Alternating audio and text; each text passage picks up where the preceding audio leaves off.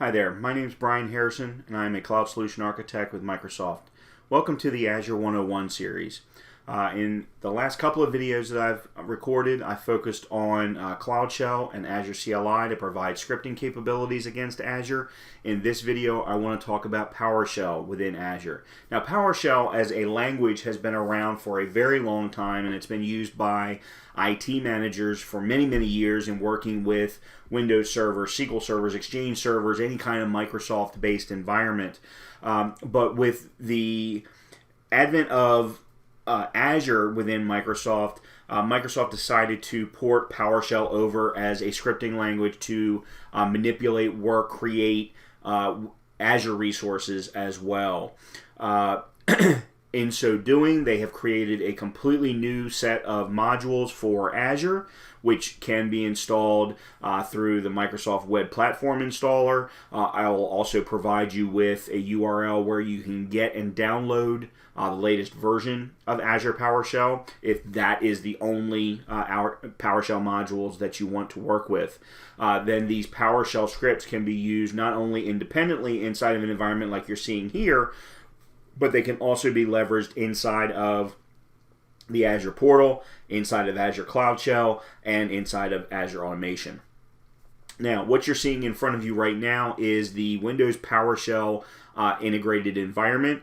This is a development tool that you can use specifically for the creation and creation of PowerShell scripts, as well as running them in real time. You can then, of course, save these scripts off and use them in other locations. In addition to doing this inside of Windows PowerShell ISE, you can also use Visual Studio Code, which provides an integrated terminal like you're seeing right here, and a script editing engine to allow you to create your PowerShell scripts inside of Visual Studio. Now, to get started with Azure PowerShell, first thing I want to point out is there are many modules that make up the Azure PowerShell module set. If you'll see here on my right-hand side, I have my documentation window for PowerShell commands, and anything that has the Azure RM tag is a module for Azure, and you'll see that there are a lot of them, everything running from Azure RM analysis services all the way down to Azure RM websites, and every resource that has PowerShell built-in capabilities is covered in one of these many modules. And these are the ones that you are going to end up using here in your editor or here in your terminal. Now, in order to see any of the documentation, first I will be providing you a link to the reference documentation for the Azure PowerShell commands, but you can also take a look at things like new Azure RM, and then just click on, let's say, new Azure RM API management. By clicking on that and showing the details, I can see all of the required and available parameters for this particular commandlet. Of course, anything with a star is something that is going to be required, and then anything else is going to be considered as optional. If there are multiple overloaded ways to actually run this particular commandlet, you would see these as tags up here. Now, to actually interact inside the terminal with PowerShell, you're going to use the command login Azure RM account. As soon as you click this, it is then going to open up a window asking you to go through a login process. Okay, as you can see here, I have fully authenticated. It does let me know the subscription that I've authenticated into. This is the default one that I get access to. Now, you'll also remember when I showed you the list of available modules, let's just talk about something fairly straightforward, such as Azure Rm Network. If we look at Azure Rm Network, here is the entire list of all of the available commands that fall under this particular module that start with new, in other words, creating a new item of some kind. Now, if you did watch the Azure CLI, I made it very clear that the documentation for the Azure CLI is actually built into the interface, allowing you to view what you need in order to process the commands. Plus, the commands are built in such a way that they are constantly building on top of one another. So Azure or AZ, network, load balancer, create, so on and so forth. In PowerShell, however, there is a completely new command for every type of action that you can think of for a given resource. So if we use the load balancer resource here, I have a new Azure RM load balancer. But then there are also commands for the backend address pool, the front-end IP config, and so on and so forth. Because each of these sub-commands have to be created separately, or sub-resources have to be created separately, and then they get passed into the master load balancer. So let's talk about the fact that with the PowerShell capabilities, I have all of the same features, but it is going to be a lot harder for you to build out scripts that you're going to be able to use over and over again. That being said, the PowerShell language as a whole is much closer to a programming language than the Azure CLI is. The Azure CLI is absolutely a scripting and only a scripting language, whereas PowerShell has things like objects that you can pass around from command to command. And in PowerShell, you can use all of the same things that the PowerShell language gives you, such as piping. So if you need to be able to create a new backend address pool and pass that into the load balancer, you can actually run this command first, pass that through a pipe command directly into the Azure RM load balancer, thereby giving you access directly to that particular object.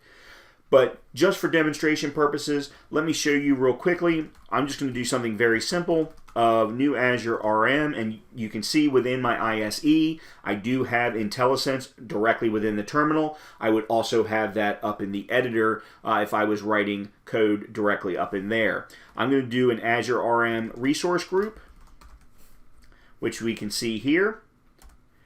And then, just like in any other PowerShell modules that you would think of, you're going to pass in the necessary parameters, and they will absolutely come up inside of IntelliSense. So inside of the PowerShell ISE, Visual Studio Code, you will get this additional capability of IntelliSense for the parameters that you need to use. That is not something that you get with Azure CLI. Instead, with Azure CLI, you actually have to run the command first, then it will show you all of the necessary parameters or available parameters.